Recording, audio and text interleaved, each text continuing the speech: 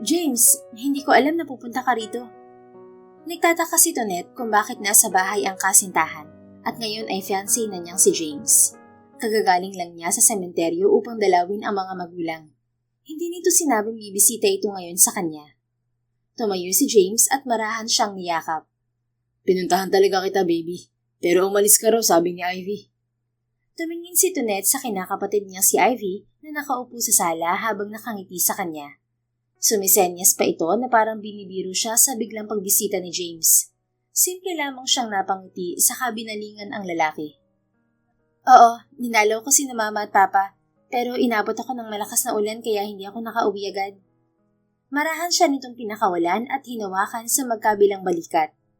Sana tinawagan mo ako para nasundo kita. Napangiti si Tonette sa lambing ng kasintahan niya. Alam kong madami ka rin ginagawa, James. Ano palang sadya mo at pumunta ka rito? Tumawag ang designer ng wedding gown mo. Ready to fit na raw bukas. Hindi kita masasamahan dahil bawal daw. Baka hindi matuloy ang kasal kapag nakita kong suot mo ang wedding gown. Ayos lang, isasama ko na lang si Ivy bukas. Tugon niya. Bukas ko rin makikita ang wedding gown ko at parehong butik lang kami ni Tonette, James. Sabay na lang kami. Sang-ayon ni Ivy. Mabuti kung ganun. Mag-iingat kayong dalawa. Magkita na lang tayo sa Vineyard Cafe bukas, baby. Sabi ni James kay Tonette. Okay, sige. Ilang minuto pang nanatili sa bahay nila si James. Nang tumila ang ulan, nagpaalam na rin ito. Kinabukasan, nagtungo sina Tonette at Ivy sa butik kung saan sila nagpagawa ng wedding gown. Suot niya ang simpleng bulaklaking bestida at flat shoes. Double wedding ang magaganap at silang dalawa ang magiging bride. Si Ivy mismo ang nagmungkahing sabay silang ikasal at agad naman niya itong pinagbigyan. Look at your gown, Tonette. Napakaganda. Napatingin si Tonette sa wedding gown na maayos na nakadisplay sa mannequin. Nababalot yun ng mamahaling puting satin at pinong lace na may hand-sewn crystals at perlas. Off-shoulder ang disenyo niyon na lalo pang nagbigay ng elegante at mahalikang dating. Grabe, parang ginawa to para sa isang tunay na prinsesa. Tingnan mo naman yung detalye ng borda. Sobrang classy. Ang swerte mo talaga kay James at bibigyan kanya ng magarbong kasal. Ire-reveal na rin niya sa publiko ang identity mo bilang secret girlfriend niya.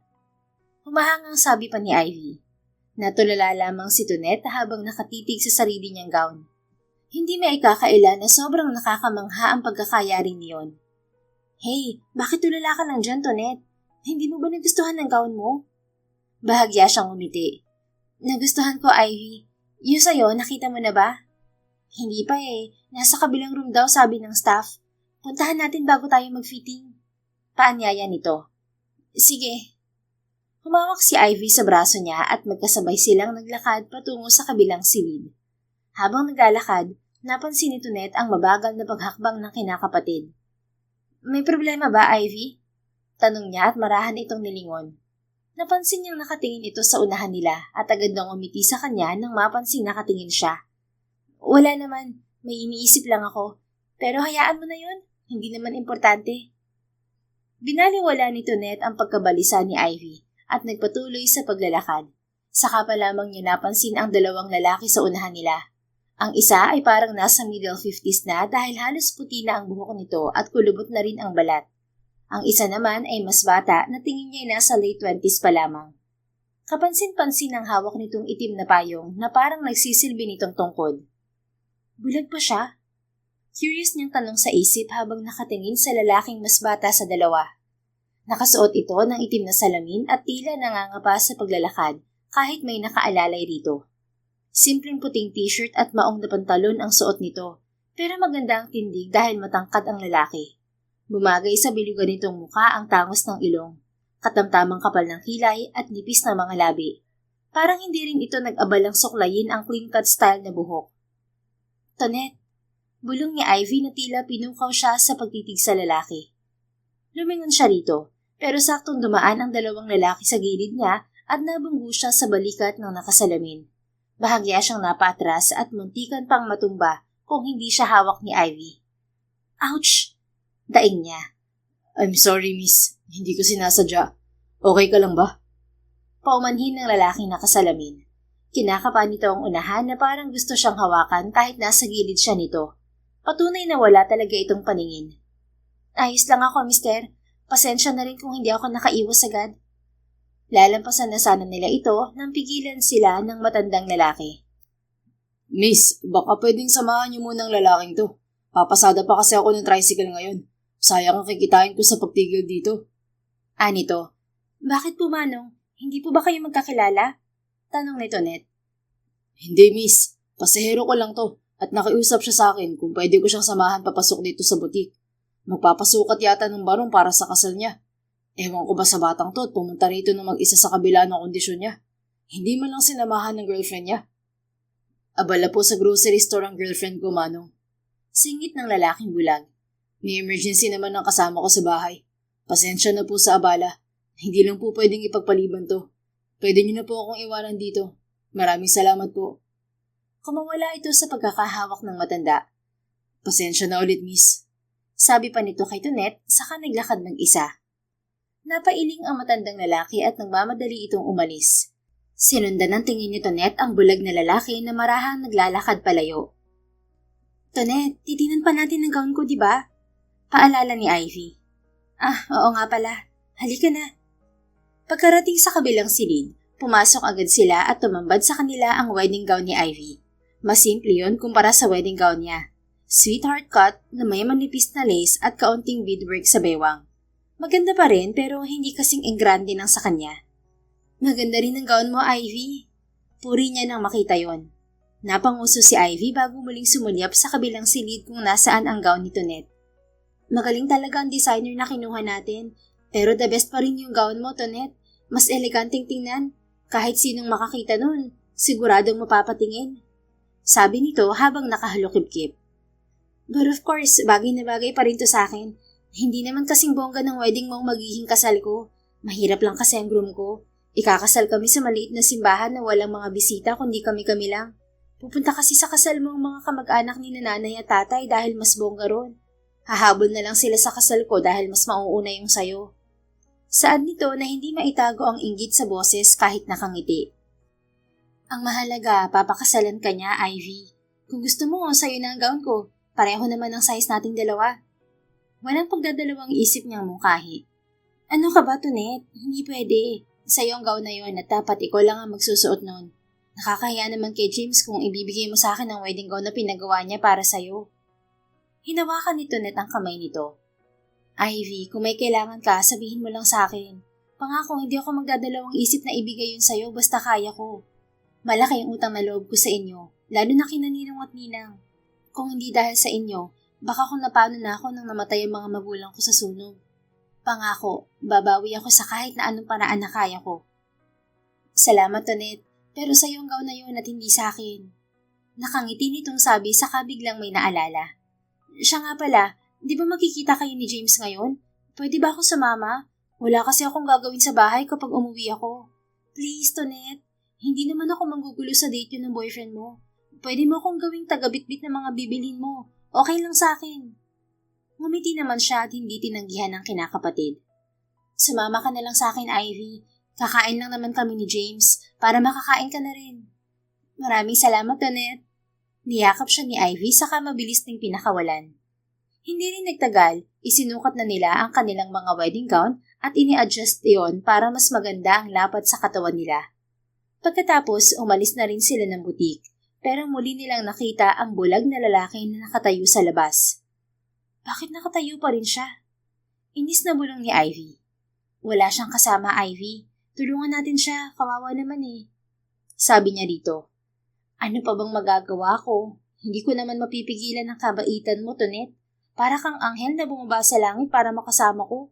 Feeling ko napakasama akong tao, lalo na kapag kasama kita. Natawa na lang siya sa sinabi ni Ivy. Sa kanya nilapitan ang bulag na lalaki. Excuse me, mister? Uuwi ka na ba? Tanong nito na Trito. Bahagyang bumaling ang ulo nito na waring inaalam kung saan direksyon siya nakatayo. Ikaw ba yung babaeng nabunggo ko kanina, miss? Oo, ako nga yun. Ako nga pala si Tonet Casatas, 28 years old. Ikaw, ano pangalan mo? Hi, Tonet. Grayson Balenciaga ang pangalan ko. At magkaedad lang tayo. Nakangiti nitong sabi. Lumabas ang pantay-pantay nitong mga ngipin at dimple sa gilid ng labi. Kahit ganito ang kondisyon ni Grayson, hindi may kakaila na maganda itong lalaki. Uuwi ka na ba, Grayson? Oo, naghihintay lang ako ng masasakyan.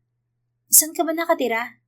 Dito lang din sa Santa Rosa, Laguna. Sa barangay Don Jose ako nakatira, sa may St. Aurelia Subdivision. Tama-tama pala at madadaanan ng tirahan mo papunta sa Vineyard Cafe. Sumama ka na sa amin, idadaan ka na namin dun. May kasama ka ba, Tonet? Lumingon si Tonet sa tahimik na si Ivy. Sumenyas ito sa kanya na wag itong ipakilala. Oo, meron, kaibigan ko. Halika na, Grayson. Salamat, Tonet. Napakabait mo sa akin kahit ngayon mo lang ako nakilala. Huwag mong isipin yun. Kahit sinong nangangailangan ng tulong, tinutulungan ko basta kaya ko. Patuloy lang sila sa pag-uusap ni Grayson hanggang makasakay sila ng tricycle. Tahimik si Ivy sa angkasan habang nasa loob sila ng lalaki. Pagdaan sa St. Aurelia Subdivision, muling tinulungan ni Tonet si Grayson hanggang makarating sa gate ng subdivision. Okay ka na ba dito, Grayson? Oo, salamat ulit, Tonet. Walang anuman. Nang pumasok sa loob ng gate si Grayson, bumalik na rin sa tricycle si Tonet. Akala ko sasamahan mo pa siya hanggang sa bahay niya eh. Ani Ivy. Okay na raw siya ron, kaya hindi ko na siya sinamahan. Seriously, Tonet? Sasamahan mo talaga siya sa bahay niya kahit hindi mo siya kilala? Oo naman, wala namang masama ron. Bulag yung tao, ano ka ba? Ay nako, ewan ko talaga sa'yo. Hindi magtatagal, maluloko ka na dahil dyan sa kabaitan mo. Hindi naman siguro. Wala akong pinapakitang masama sa kahit na sinong tao. At kung may gagawa sa akin nun, isa siyang demonyo. Nakangisi niyang biro. Sumimangot lang si Ivy at hindi na nagsalita hanggang makarating sila sa Vineyard Cafe. Mas nauna roon si James kaya sinalubong sila nito. Hello, my baby. Bati nito sa kanya saka siya niyakap habang nasa likuran niya si Ivy. Napakunot ang noon ni Tonet nang masaksihan ang mabilis na pangyayari sa likuran niya mula sa glass wall ng cafe. Mabilis siyang humiwalay kay James at tumingin sa likuran niya. Tonet, bakit namumutla ka? May problema ba? Nag-aalalang tanong ni Ivy. Napailing si Tonet at baka namalikmata lang siya. Wala naman. Tugon niya saka humarap sa nobyo niya. Kumain na tayo, James. Kailangan ko rin bumalik sa footwear trading ngayon. May naiwan pa akong trabaho ron. Tukoy niya sa kumpanyang pag-aari ng pamilya ni James. Baby, kasama mo ngayon ang boss mo. Hayaan mo muna ang trabaho para makasama naman kita ngayon. Kahapon hindi na kita nakasama dahil wala ka sa bahay. Tapos ngayon aalis ka na naman. Napangiti si Tonet sa lambing ng boyfriend niya. Ito ang boss niya sa kumpanya ng mga sapatos kung saan siya nagtatrabaho bilang secretary.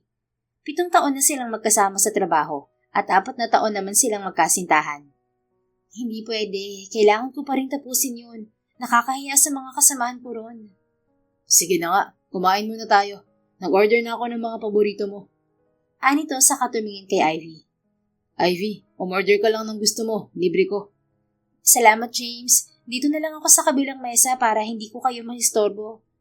Dito ka na sa mesa namin, Ivy. Malaki naman to at kakasya tayong 3. Suwestyon ni Tonet sa kinakapatid. Salamat. Magmumukha nga akong kawawa sa kabilang mesa kung wala akong kasama. Puro couple pa naman ang kumakain dito ngayon. Nakangiti nitong bulong.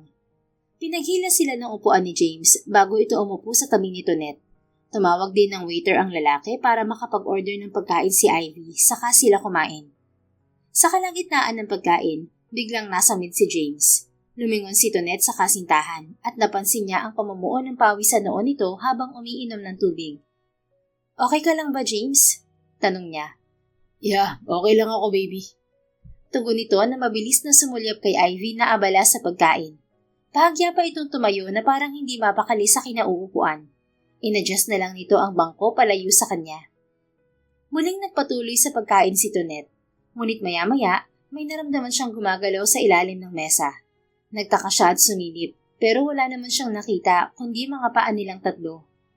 Anong sinisilip mo, Tonet? Tanong ni Ivy na sumilip din sa ilalim. Parang may gumagalaw kasi sa ilalim ng mesa, pero wala naman ako nakita. Imahinasyon mo lang yun. Kumain ka na at baka gutom lang yan. Nagpatuloy naman sa pagkain si Tonet. Siya nga pala, Ivy. Kailan may papakilala ang room mo sa akin? Ikakasal na kayo pero hindi mo pa siya dinadala sa bahay. Tanong ni Tonet. Siguro sa wedding day na lang. Abala kasi sa trabaho yun. Kilala naman siya ni nanay at tatay, so okay lang kahit hindi ko siya ipakilala sa'yo bago ang kasal. Don't get me wrong wala lang talagang time. No, it's fine. Makikilala ko rin naman siya sa araw ng kasal natin. Tama, at huwag na lang natin siya pag-usapan. Sandaling napatingin si Tonette kay Ivy. Pakiramdam niya ibaliwala rito ang mapapangasawa nito, ni hindi ito excited sa kasal nito. Baby, kumain ka pa. Saad ni James sa tabi niya. Nakita niyang tumingin dito si Ivy bago siya pumaling kay James. Busog na ako. Kailangan ko nang bumalik sa opisina. May iwan ko na kayong dalawa Paalam niya sa mga ito. Hindi na tumutol si James at hinayaan na lang siyang umalis. Kumaway lang naman si Ivy sa kanya. Sa opisina, inasikaso ni Tonette ang mga urgent na purchase orders at kontrata ng mga bagong supplier ng materyales para sa produksyon ng sapatos. Pati na ang pag-aayos at pagpapapirma ng mga dokumentong kailangan bago ang deadline sa araw na yon. Nag-overtime pa siya para lang tapusin ang kailangan tapusin. Magiging abala na siya sa mga susunod na araw para sa kanyang kasal. Mabilis na nagdaan ng mga araw at dumating ang araw ng kasal. Magkasama sa isang hotel room sina Tonette at Ivy. Pareho na silang nakaayos at isusuot na lamang ang mga wedding gown nila. Ivy, may problema ba? Tanong niya nang mapansing kakaiba ang titing nito sa gown niya. Tonette, pwede ko bang isuot sandali ang wedding gown mo? Hindi ko na kasi mararanasan magsuot ng ganyang klase ng gown Kahit picture lang nasuot ko yan. Please? Pakiusap nito. Dala ng kabaitan, pumayag si Tonette. Tinulungan pa niya itong isuot ang wedding gown at siya pa mismo ang kumuha ng larawan dito gamit ang cellphone nito. Thank you, Tonette. Nakangiting kinuha ni Ivy ang cellphone at tiningnan ang mga larawan doon. Magbihis na tayo, Ivy. Kailangan na natin pumunta sa simbahan. Baka mali tayo. Sabi niya rito para ipaalala rin na kailangan na nitong hubarin ang wedding gown niya. Isang shot na lang, Tonette. Please. Kinuha ulit ni Tonette ang cellphone ni Ivy at mabilis itong kinuna ng larawan sa iba't ibang pose. Nasa ganoon silang senaryo nang pumasok sa silid si Alma, ang nanay ni Ivy. Tonette, bakit hindi ka pa nagbibihis? Kanina pa naghihintay ang service nyo. Kailangan na natin pumunta sa simbahan. Alalahanin nyo, magkaiba ang simbahang pagdadausan ng kasal nyo at mas mauuna ang sayo. Aligagang sabi ni Alma, saka nito kinuha ang gown ni Ivy at ipinasuot sa kanya. Ninang Alma, kay Ivy po ang gown na yan. Suot pa po niya ang gown ko. Wala nang oras, Tonette. Mas mahalaga pa bang susuotin mong gown kaysa sa kasal mo? Naghihintay na ang groom mo sa simbahan. Sige na, magbihis ka na. Bilisan mo ang kilos. Inalis ni Alma ang suot na roba ni Tonette at pilit nitong ipinasuot ang wedding gown ni Ivy sa kanya. Hindi na siya nagreklamo at isinuot na lamang yon para makaalis na sila patungong simbahan. Sorry, Tonette. Malungkot na sabi ni Ivy pero ngumiti lang siya. Okay lang, huwag ka nang malungkot. Kasal mo ngayon, dapat maging masaya ka. Sumunod ka na lang, Tonette. Bilisan mo. Bili ni Alma bago nito nagmamadaling hinila si Ivy palabas ng silid. Bahagyang umiti si Tonette at saka bumuntong hininga. Tumingin siya sa salamin at bagay naman sa kanya ang gown kahit simple lang yon. Okay lang yan, Tonette. Willing ka namang ibigay kay Ivy ang wedding gown mo Ang importante, matutuloy pa rin ang kasal mo. Sabi niya sa sariling refleksyon. Dahil hindi naman kabigatan ang gown na suot ni Tonette, mag-isa na lang siyang lumabas ng hotel. Pero nagulat siya nang wala ang bridal car na sasakyan niya patungong simbahan. Nasaan ang sasakyan ko? Palingalinga niyang tanong. Ma'am, ikaw po ba si Miss Tonette Casatas? Tanong ng isang lalaking nasa edad 40. Opo, ako nga. Bakit po? Sakay na po, ma'am. Ihahatid na kita sa simbahan. Saad nito, sabay turo si isang tricycle. Pasensya na, Manong. May sasakyan po na maghahatid sa akin sa simbahan Baka na late lang po yun. Yung puting sedan po ba ang tinutukoy mo? Opo, yun nga. Kakaalis lang po bago kayo lumabas ng hotel. Nagmamadali po sila at kanina pa raw po naghihintay ang groom ng bride. Ako na lang po ang binayaran ng nanay ng bride para hintayin ka. Maiintindihan mo naman daw po kung mauuna na silang umalis. Hindi na yun ginawang big deal ni Tonette at sumakay na lang siya sa tricycle. Wala namang problema sa kanya kahit simpleng damit o sasakyan ng suot niya. Ang mahalaga ay ikakasal siya sa taong mahal niya. Maya-maya lang huminto ang tricycle, pero nagulat siya dahil hindi yun ang simbahan na kailangan niyang puntahan. Manong, mali po ang pinuntahan nating simbahan. Sa St. John Bosco Parish po ako ikakasal. Ang sabi po kasi sa akin sa pinakamalapit na simbahan lang. Ito lang naman po ang simbahan na malapit sa lugar natin. Sa St. John Bosco Parish nga po tayo, Manong. 9:00 po ang kasal ko at late na ako ng 30 minutes. Bilisan mo po, ayoko maudot ang kasal ko. Sumunod naman ang driver. Hindi maiwasang kabahan ni Tonet habang patungo sa simbahan. Pero nanghina siya nang makarating doon. Hindi pa siya nakakababa ng tricycle pero natatanaw na niya ang bagong kasal sa tapat ng simbahan. Sina James at Ivy. Kapwa masaya ang dalawa habang nakangiti sa kamera. At hindi na niya nakayanan nang maglapat ang mga labi ng dalawa. Tila may mabigat na bagay na dumagan sa dibdib niya at kusang tumulong ang kanyang mga luha. Lakas loob siyang bumaba sa tricycle pero kaagad siyang sinalubong ni Alma nang makita siya. Tonet, bakit narito ka? Tanong nito sa kanya. Ninang, sa akin po ang kasal na to. Bakit si Ivy ang kasama ni James? Bakit sila naghahalikan? Bakit silang ikinasal? Hysterical niyang tanong. Huminahon ka, Tonet. Baka kumapano ka. Pagpapakalma nito sa kanya. Paano po ako hihinahon kung ganito ang nangyari? Huminga ng malalim si Alma at parang tinutubuan na rin ito ng inis. Hindi pa ba nila sinasabi ang lahat sa'yo? Ano po ang kailangan nilang sabihin sa akin, Ninang? Tonet, matagal nang may namamagitang kina Ivy at James. Nagdesisyon ng dalawang pamilya na sila na lamang ang ikasal ngayon. Tingnan mo naman, wala sa amin ng kahit na isang tumutol sa kasal. Pero Ninang, ako po ang girlfriend ni James. Kami ang dapat na ikakasal sa simbahang to. Bakit hinayaan niyo pong gawin ni Ivy sa akin to? Kinuha niya ang lalaking mahal ko. Mag-isip ka nga, Tonet. Singhal na nito. Kung mahal ka ni James, papatulan ba niya si Ivy? Naaawa lang siya sa'yo kaya hindi ka niya maiwan. Sila ang totoong nagmamahalan. Kailangan ko pong makausap si James. Hinila ni Alma ang braso ni Tonet nang lalapit siya sa bagong kasal. Huwag mo nang ipagpilitan ng sarili mo kay James, Tonet. Tingnan mo siya ngayon. Mukha ba siyang nagsisisi na si Ivy ang pinakasalan niya? Mukha ba siyang nagulat na si Ivy ang bride niya at hindi ikaw? Masayang-masaya pa nga siya, oh. Masakit man aminin, pero totoo ang sinasabi ng ninang niya. Walang kahit na anong pagsisisi sa mukha ni James. Mukhang masaya pa talaga ito habang inaalalayan si Ivy at marahang hinahaplos ang tiyan nito. Buntis na ngayon si Ivy, Tonet. Alang-alang sa bata, hayaan mo na sila. Parang binuhusan ng malamig na tubig si Tonet sa narinig. Ito ang araw na dapat ay masaya siya, pero dinurog ng dalawang taong mahalaga sa kanya ang pagkatao niya. Hindi siya makapaniwala na magagawa ng mga ito na lokohin siya. Nagbulag-bulagan siya sa mga napapansin niya sa dalawa. Noong nasa cafe sila, nakita niya sa glass wall na mabilis hinalikan ni Ivy si James sa labi habang nakayakap sa kanya ang nobyo niya at nasa likuran niya ito.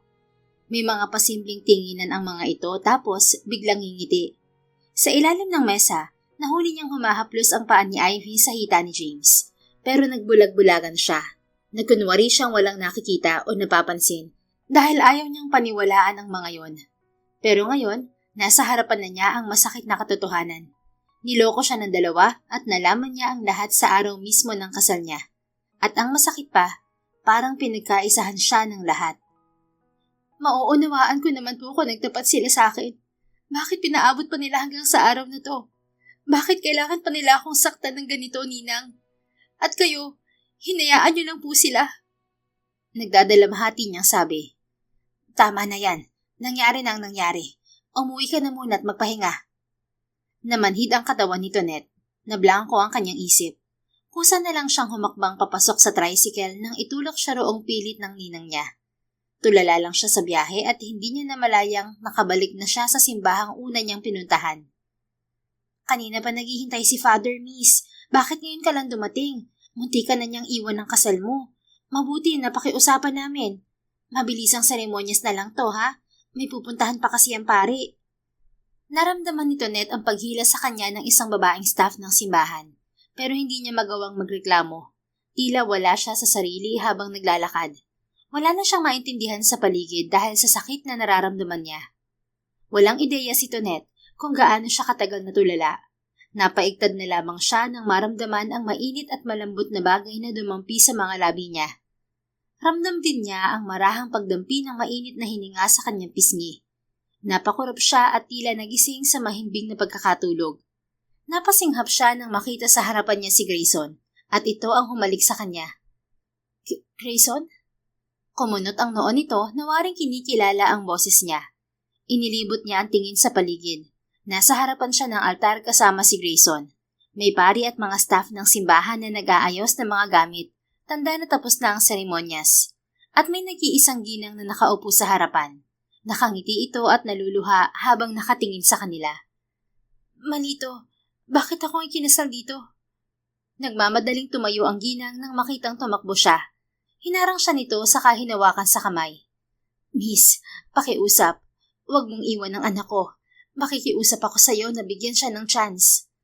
Ma'am, pasensya na po, pero hindi po ako ang bride ng anak mo. Wala po ako sa sarili kanina dahil sa mga natuklasan ko sa araw ng kasal ko. Mali po ito. Hindi po kami dapat ikinasal. Saka, hindi naman po ako ang babaeng binanggit ng pari kanina. Wala lang ako sa sarili kaya oo lang ako ng oo. Alam kong hindi ikaw ang bride ni Grayson, Iha. Kilala ko ang girlfriend niya at kanina lang natanggap ko ang message niya at tatalikod siya sa kasal sa anak ko. Kaya nakikiusap ako. Samahan mo muna ang anak ko hanggang sa maoperahan ng mga mata niya. Ayokong umatras siya sa operasyon kapag nalaman niyang iniwan siya ng kanyang nobya. Ayokong mawala siya sa akin. Please, Iha, 2 buwan lang. Manatili ka muna sa tabi niya. Umiiyak nitong pakiusap. Ma'am, malalaman pa rin niya ang lahat. Sigurado po ako na kilala niya ang boses ng girlfriend niya. Mararamdaman pa rin niyang ibang tao ang kasama niya. Saka paano magiging legal ang kasal namin? Hindi ko naman po dokumento ang ginamit sa kasal na to. Alam ko, Iha, at ako na bahala ron. Gusto ko lang may makasamang anak ko habang nasa Amerika ako. Aalis din ako bukas. Kapitbahay lang niya ang pinapakiusapan kong samahan siya. Pero iba na ang sitwasyon ngayon. Pagkatapos naman ng 2 buwan, kukunin ko na si Grayson at sa Amerika kami maninirahan. Pakiusap, pumayag ka na. Susuportahan ko mga pangangailangan mo at babayaran kita. 2 buwan lang ang hinihiling ko sa'yo. Naalala ni Tonet ang sarili niyang ina sa ginang. Ayaw na ayaw din niyang umiiyak ito noon at may kung anong lungkot ang lumukob sa dibdib niya habang umaagos ang luha nito habang nakikiusap. Ngunit hindi yun dahilan para akuin niya ang bagay na hindi naman para sa kanya. Pasensya na po, ma'am. May sarili po akong problema na kailangan kong harapin ngayon. Marahan niyang inalis ang kamay ng ginang, pero muli siya nitong hinawakan nang lalampasan niya ito. Kung magbabagong isip mo, tawagan mo lang ako. Inilagay nito ang calling card sa kamay niya bago niya ito talikuran. Ngunit nabitiwan niya rin yon sa pagmamadaling pumunta sa reception ng kasal niya. Pagdating doon ay nakita niyang masayang-masaya sina James at Ivy. Lakas loob siyang lumapit sa mga ito. Hindi alintana ang mga nagtatakang bisita. Nakasuot pa rin siya ng wedding dress at kalat-kalat na ang makeup sa mukha niya. Ipapaliwanag niyong lahat ngayon o mag-iiskandalo ako rito? Matapang niyang sabi na hilam ang luha sa mga mata.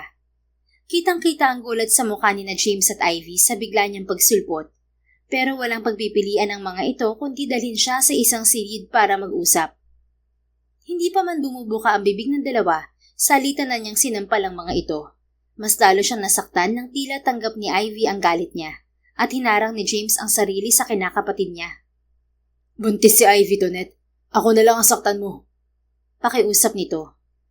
Umagos ang pinipigilang luha niya. Pinaghahampas niya sa dibdib si James, pero hindi nabawasan niyon ang sakit sa dibdib niya. Bakit, James? Bakit mo ginawa sa akin to? Bakit sa araw pa ng kasal natin nangyaring lahat ng to? Pwede mo naman sabihin sa akin na si Ivy ang mahal mo. Mauunawaan ko kahit masakit.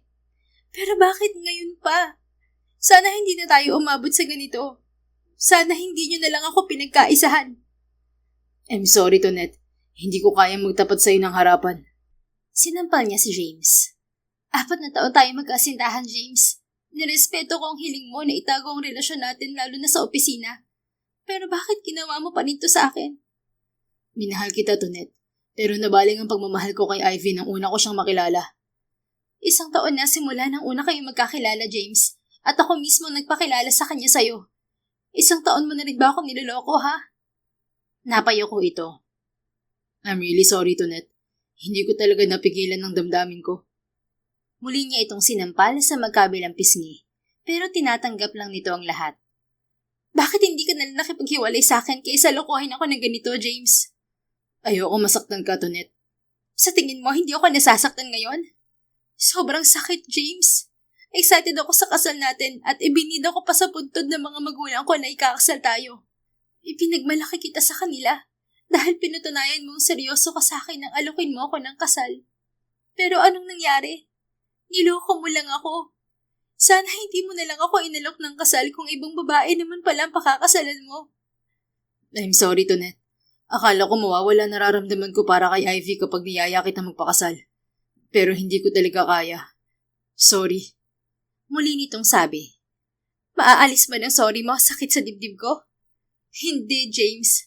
Nag-ukit ka ng sugat sa puso ko na hindi ko alam kung kailan maghihilom. Sana sinaksak mo na lang ako kaysa saktan ng ganito. Pinaabot mo pa talaga sa araw ng kasal ang panloloko niyo sa akin? Mga hayop kayo. Tonet, patawad kung inilihim namin to sa'yo. Gusto naming ipagtapat ang lahat pero hindi namin alam kung paano. Mahalaga ka sa amin ni James. Pero sana mapatawad mo kami. Saad ni Ivy. Hindi nakayanan ni Tonet ang matinding emosyon. Nanghina ang kanyang mga tuhod at napaupo sa sahig. Plano niyo bang lahat ng to, Ivy? Ang palitan ako bilang bride ni James? Kasabot niyo pa ang mga magulang niyo? Lumapit sa kanya si Ivy at marahan itong hinawakan ng kamay niya. I'm sorry pero kahapon lang namin naisip to. Huli na para umatras sa kasal. At hindi ko kaya kung mawawala sa akin si James. Kaya nagdesisyon kaming papalitan kita bilang bride niya. Nangako ka naman sa akin, di ba, Tonet? Sinabi mong ibibigay mo ang kahit na anong kailangan ko. Si James ang kailangan ko. Kailangan namin siya ng magiging anak ko. Si James at ang kapatawaran mo lang ang hihingin ko sa'yo. Please, patawarin mo kami. Dala ng galit at sakit, itinulak niya si Ivy. Napaupo ito sa sahig. Yun ang eksenang nadatnan ng ninong at ninang niya. Tonet! Galit na sigaw ni Alma. Hinablot nito ang buhok niya at malakas siyang sinampal.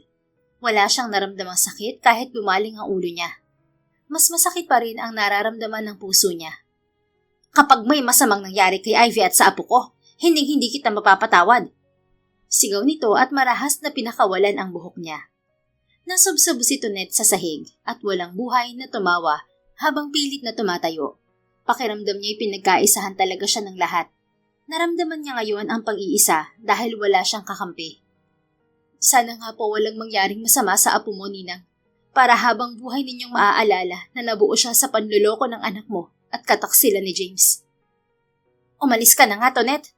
Hindi ka namin kailangan dito. Huwag ka na rin uuwi sa bahay dahil ayaw na kitang makita pa. Sigaw ni Alma. Alma, wala nang ibang kamag-anak si Tonet. Wala siyang ibang mapupuntahan. Kontra ni Delphine, ang tatay ni Ivy. Wala akong pakialam, Delphine. Sapat na ang mahigit 1 taon nating pagkupkup sa kanya. Makakaya naman niyang buhayin ang sarili niya. Kinupkup lang naman natin siya dahil baka kitilin niya ang kanyang buhay dahil sa pagdadalamhati noon. Pero ngayon, bahala na siya. Ayokong ma-stress si Ivy kapag nakikita siya sa bahay. Ayokong mawala ng isa pang anak. Mas mabuti pa siguro kung lumayo na siya sa atin. Maghiwa-hiwalay na tayo ng landas. Hindi nagpapatalong sabi ni Alma. Walang nagawa si Delphine kundi umiwas ng tingin. Hindi nito kayang kontrahin ang asawa. Sige po, kung yan ang gusto niyo, aalis na ako. Malungkot niyang sabi sa ginang bago tumingin kina James at Ivy. Sana maging masaya kayo sa ginawa niyo sa akin. At sana hindi niyo palaging maaalala na may tao kayo nasaktan. Sana rin mabuhay ng maayos sa mga magulang niyo na kinunsinte ang kawalangyaan yung dalawa. Tama lang na magkanya-kanya na tayo dahil hindi ko rin kayang makita ang mga katulad niyo. Salamat sa kaplastik ang pinakita niyo sa akin sa loob ng 1 taon. Sayong-sayo ng lalaking yan. Sana hindi ka rin niya lokohin, Ivy. Mahaba niyang paglalabas ng sama ng loob bago umalis. Tulalang naglakad si Tonet. Hindi siya tumigil hanggat kaya pa ng mga binti niya. Inabot na siya ng gabi sa daan na sinabayan pa ng malakas na ulan. Basang-basa na siya, pero tuloy-tuloy lang siya sa paglalakad, hanggang kusang bumigay ang mga tuhod niya. Nalugmok siya sa daan, at kahit isa, walang nais tumulong sa kanya. Gusto niyang umiyak ng umiyak, pero wala nang luha ang lumalabas sa mga mata niya. Nanghihina na siya at anumang sandali, parang mawawalan na siya ng malay. Grayson, anak, pakiusap, tumigil ka! Sigaw ng isang ginang mula sa kung saan. Gamit ang nanghihinang mga mata, hinanap ni Tonet ang pinanggagalingan ng boses. Nakita niyang nasa tapat ulit siya ng simbahan kung saan sila ay kinasal ni Grayson. Ilang metro ang layo mula roon ay natataranta ang ginang habang nakatingin sa lalaking walang pakundangang tumawid ng kalsada. Umugong ang mga busina ng sasakyan, pero tila wala itong naririnig. Grayson! Hilakbot na sigaw ng ginang nang may isang motorsiklo ang tumutumbok sa lalaki. Kinabahan si Tonet. Sa kabila ng panghihina, pilit niyang ikinilos ang kanyang katawan. Sa unang hakbang, nadapa siya, pero tumayo siya hanggang sa nagawa niyang tumakbo palapit kay Grayson. Nang abot kamay na niya ito, kaagad niyang niyakap ang lalaki para iiwas sa motorsiklo. Pero pareho silang nahagip. Tumilapon sila at naramdaman niya rin ang mga braso nitong pumulupot sa katawan niya habang gumugulong sila sa semento. Ayoko pang mamatay. Magiging masaya sila kapag nawala ako. Sabi niya habang unti-unting dumidilim ang paningin niya. Bakit mo pa ako niligtas? Hinayaan mo na lang sana ako mamatay. Wala na ang kwenta ang buhay ko ngayon. Narinig niyang sabi ni Grayson bago siya tuluyang nawala ng malay sa dibdib nito. Kanina, nang malaman ni Grayson na umalis ang asawa niya, hinintay niya itong bumalik sa simbahan. Umaasa siyang babalikan pa rin siya nito sa araw ng kanilang kasal, pero hindi ito dumating. Pilit na siyang inaayang umuwi ng mami niya, pero nagmatigas siya. Ngunit hindi niya nakayanan nang ipagtapat nitong hindi dumalo sa kasal ang kasintahan niya at ibang babae ang pinakasalan niya. Nagmamadali siyang umalis ng simbahan kahit walang direksyon ang pupuntahan niya. Narinig niya ang malalakas na busina ng sasakyan. Tanggap na niya kung ano man ang mangyayari sa kanya. Hanggang may yumakap sa katawan niya at sabay silang tumilapon. Bumagsak ang ulo ng babae sa dibdib niya at wala siyang ideya kung bakit siya nito iniligtas. Tumawag kayo ng ambulansya! Sigaw ng isang lalaki bago niya narinig ang boses ng kanyang ina. Grayson anak, ayos ka lang ba? Anong masakit sa iyo ha? Umiiyak nitong tanong. Masakit ang katawan niya pero mas nag-aalala siya sa sinapit ng babaeng nagligtas sa kanya. Tiyak siyang ito ang napuruhan sa kanilang dalawa. Ma'am, okay lang ba siya? Tukoy niya sa babaeng walang malay. Dumating ang ambulansya kaya't hindi na nakasagot ang kanyang ina. Maingat silang isinakay sa mga stretcher hanggang sa namalayan niyang tumatakbo na ang sasakyan habang tumutunog ang sirena ng ambulansya. Maliban sa pag-iyak ng kanyang ina, may naririnig pa siyang mahinang paghinga sa tabi niya. Pinagapang niya ang kamay sa direksyong yun hanggang mahawakan niya ang malambot na braso. Naglakbay ang kamay niya pa ibaba hanggang mahawakan niya ang tila walang buhay nitong kamay. Miss, mabuhay ka lang, babawi ako sa'yo. Pakiusap, lumaban ka. Bulong niya saka mahigpit na hinawakan ang kamay nito. Wala man siyang paningin sa ngayon pero sisiguraduhin niyang babawi siya sa taong nagligtas sa kanya. 3 araw ang inilagi ni Grayson sa ospital bago siya payagang lumabas ng doktor. Kasama niya ngayon si Aling Teresa. Ito ang ginang na nag-aasikaso sa kanya sa bahay at binabayaran ng mami niya. Bumalik naman sa Amerika ang kanyang ina at nangako itong babalikan siya pagkatapos ng 2 buwan para sa operasyon ng kanyang mga mata. Aling Teresa, kamusta po yung babae sa kabilang silid? Gising na po ba siya? Oo, iho. Kagabi pa siyang nagising pero hindi pa siya makakalabas ng ospital. Ang sabi ng nurse na nakausap ko, baka may 2 araw pa raw bago makalabas yung babae. Minomonitor pa raw kasi ang natamo niyang injury sa braso at binti. Gusto ko po siyang makausap bago tayo umuwi. Sige, idadaan kita roon. Tulad ng hiling ni Grayson, dumaan sila sa kabilang silid. Gising siya ngayon, iho. Maiwan ko muna kayo. Sa labas lang ako. Tawagin mo lang ako kapag aalis na tayo. Paalam ni Aling Teresa. Sige po, salamat. Nang marinig ni Grayson ang paglapat ng pintuan, saka siya muling nagsalita. Miss, kumusta ang pakiramdam mo? Ayos lang ako. Buhay pa naman. Anong ginagawa mo dito? Kumunot ang noo ni Grayson. Pamilyar sa kanya ang boses ng babae. Naging matandaan na siya sa boses ng mga nakakausap niya simula nang mawalan siya ng paningin. Pero hindi niya maisip kung sino ito. Magpapasalamat lang ako sa pagliligtas mo sa akin, miss. Nagpapasalamat ka pa dahil buhay ka pa? Di ba gusto mo nang mamatay? Bakit kailangan mo magpasalamat kung hindi pa natupad ang hiling mo dahil sa akin? Naging padalos-dalos ang desisyon ko at pinagsisihan ko na yun. Nawalan ako ng minamahal at hindi ko naisip ang mami ko. Ilang taon siyang lumaban para sa kapakanan ko. At ngayong pumayag na ang stepfather ko na magkasama ulit kami, hindi ko sasayangin yun. Kung hindi dahil sa pagliligtas mo sa akin, hindi ko maiisip ang mga bagay na yun. Salamat, miss. Mabuti naman at naisip mo yan. Nakausap ko pala ang mami mo kanina. May binili raw siyang bahay sa La Vista Subdivision sa Quezon City. Doon daw tayo maninirahan bago ang operasyon mo. Siya na raw ang bahala sa mga kailangan natin. Basta mag-focus ako sa'yo. Sandali lang, miss. Bakit magkasama tayong maninirahan sa bahay ng mami ko? Ikaw ba ang kinuha niya magbabantay sa akin? Wala ka nga palang ideya sa nangyari. Ako ang babaeng pinakasalan mo, Grayson. Ha? Kung ganun, sino ka? Tonette Casatas. Ako yung nakilala mo sa butik dati.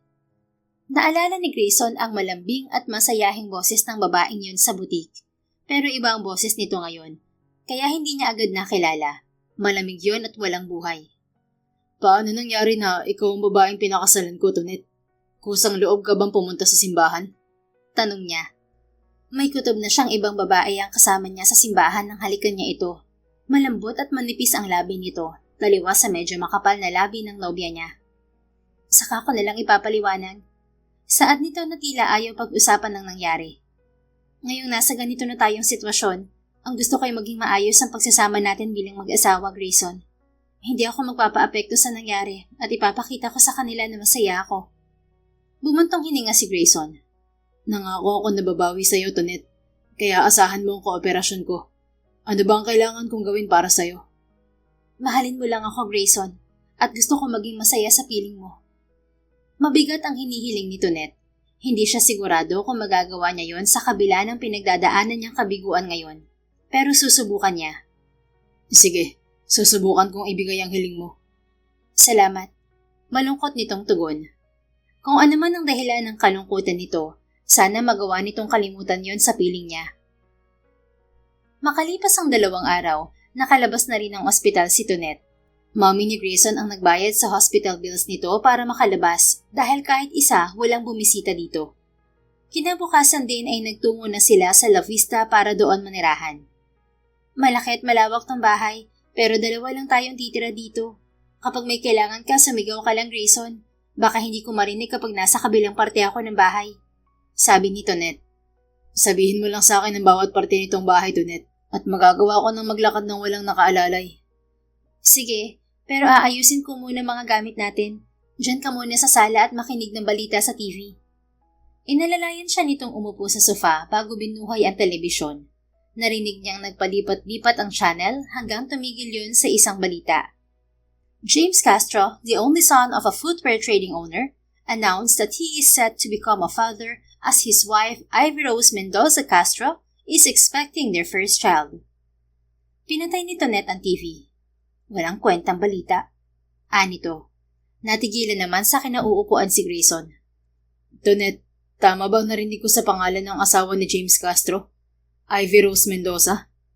Oo. Kilala mo ang asawa ng lalaking yon? Siya ang girlfriend ko. Pag-amin niya sa nasasaktang boses, hindi siya makapaniwala na nagpakasal sa ibang lalaki ang kasintahan niya. Malakas na tumawa si Tonette pero wala yung buhay. Para lang tong sumisigaw at inilalabas ang sama ng loob nito. Grabe, nag-swap pala kayo ng bride ng nobyo kung walang ya. Anong ibig mong sabihin, Tonette? Pareho tayong niloko, Grayson. Ngayon ko lang naisip ang mga posibilidad na pilit kong binabaliwala. Mula sa wedding gown, sasakyan at paghahatid sa akin sa simbahan kung saan ikakasal dapat ang kinakapatid kong si Ivy. Sinadya nilang palitan ng bride mo. At ang nobya mo naman ang nagpakasal sa nobyo ko. Masaya sila habang tayo nahihirapan pa rin mag-move on sa panluloko nila. Pinagkaisahan nila tayong lahat. Ramdam ni Grayson ang hinanakit sa boses ni Tonette. Alam niyang isa sa mga pangarap ng isang babae ang ikasal sa lalaking mahal nito. Pero hindi yun natupad. Kahit sa side niya, gusto rin niyang ikasal sa babaeng mahal niya. Pero niloko lang pala siya. Ang nakakatawang plot twist, silang mga niloko ang mag-asawa ngayon. Gusto mo bang gumante, Tonette? Gumante? Bakit? Para saan? Hindi mabubura ng pagganti ang panlulokong ginawa nila. Nakaukit na ang sakit sa isip at puso ko, Grayson. Kung gaganti ako, hindi sa paraang dudungisan ko ang mga kamay ko para saktan sila. Gusto kong makita nila na hindi sila kawalan sa buhay ko. Saka naniniwala naman ako na may karma. Kaya hindi na natin kailangang gumanti. Si Lord na bahala sa kanila. Tipid na napangiti si Grayson. Nasaktan man si Tonette na naig pa rin ang kabutihan ng puso nito. Nakatulong yun para hindi siya makaisip ng masama. Kung wala ito, baka una niyang gawin kapag bumalik ang paningin niya ay gantihan si Ivy. Pero hindi niya gagawin yun. Salamat kay Tonette dahil ito ang kasama niya ngayon. Tama ito. Bahala na ang Diyos sa mga to. Siya nga pala, Grayson. Naalala ko lang. Sinabi ni Ivy na mahirap ka raw. Bakit taliwas naman ang mga nangyayari ngayon? Mukhang mayaman naman ang mami mo. Mukhang may impluwensya rin siya. Siya na raw ang bahala sa dokumento ko dahil si Ivy ang nakapangalan na bride mo talaga. Mahirap nang talaga ako. Namatay ang tatay ko noong 15 years old pa lang ako. Nang ibang bansa si mami, nakapag-asawa ng Amerikano. Hindi pa ako tanggap ng stepdad ko noon. Kaya namuhay ako mag-isa. Sinusuportahan lang ako ng mami ko. Paano kayo nagkakilala ni Ivy? Best friend ko ang kapatid niyang si Umad. At ako ang driver sa grocery store na pag-aari nila. Niligawan ko si Ivy at naging kami. 2 taon kaming magkasintahan nang alokin ko siya ng kasal. Pumayag naman siya. Pero nang maaksidente kami ni Umad sa motorsiklo, naging malamig na ang pakikitungo niya sa akin. Ako ang sinisisi niya sa pagkawala ng kanyang kapatid, habang ako naman nawala ng paningin. Pero ngayon bumalik na si Mommy at gusto ng stepdad ko na manirahan na rin ako sa Amerika kasama nila. Ipapagamot nila ang mga mata ko roon. Gaano katagal ka na bang walang paningin? Hindi ka ba nahihirapan na mag-isa ka lang mamuhay after ng aksidente? 6 na buwan na. Nahirapan din ako, pero inaalalayan ako ng mga kapitbahay ko dun sa inuupahan kong bahay nun. Hanggang sa kinontak ko si Mommy at ikinuha niya ako ng bagong tirahan at tagabantay, si Aling Teresa. Umupo sa tabi niya si Tonette. Sa palagay ko, hindi yung aksidente ang dahilan kaya nanlamig sa'yo si Ivy. 6 na buwan pa lang pala simula nang mawalan ka ng paningin. 1 taon na nila ako niloloko. Nawalan na siya ng pagmamahal sa'yo.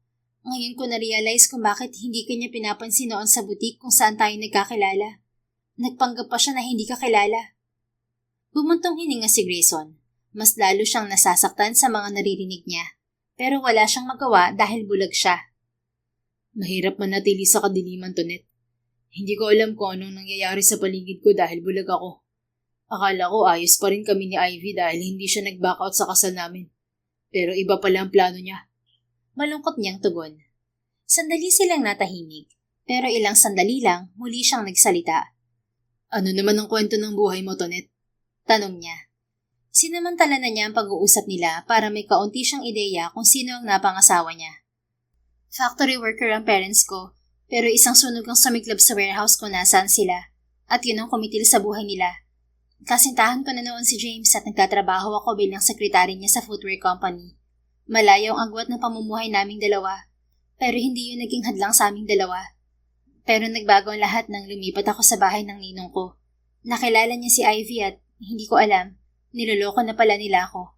Buntis na raw si Ivy.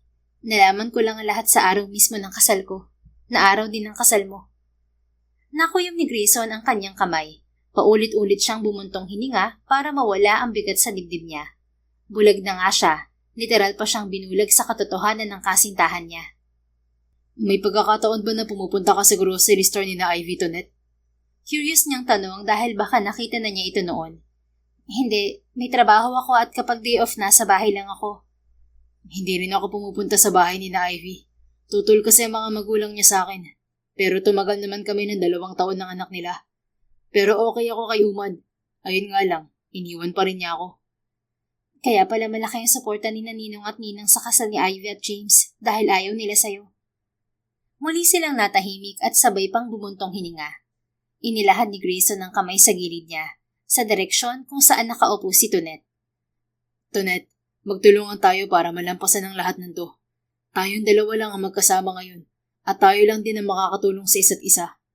Inaamin ko ikaw lang ang masasandalan ko ngayon, at sigurado ganun ka rin sa akin. Naramdaman niya ang pagpatong ng malambot nitong palad sa kamay niya at marahan yung pinisil. Tama, ikaw lang ang meron ako ngayon, Grayson. Pinalayas na ako ng natitirang pamilya na meron ako. Wala na akong mapupuntahan. Sana malampasan din natin to at tatawanan na lang natin pagdating ng panahon. Sana nga. Tugon niya sa kamarahang pinisil din ang kamay nito.